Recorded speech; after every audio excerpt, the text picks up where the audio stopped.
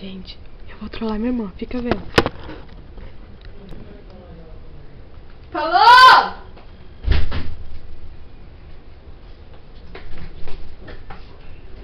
Que? Nossa, eu vi um negócio mó da hora no YouTube. Vem cá ver. Os meninos têm um desafio que eles fazem. Do quê? Você tem que colocar isso daqui na calça, ó. Na calça? É?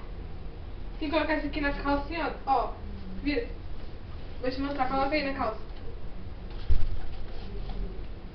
Aí você coloca isso daqui na cabeça e tem que tentar jogar assim, ó, dentro da calça, mas só que você tem 2 chances. Eu vou ganhar o que com isso? 1 centavo. 1 centavo? Isso aqui é R$1 que eu saiba. R$1? Ah. Quantos minutos? Tem 3 minutos. Caramba.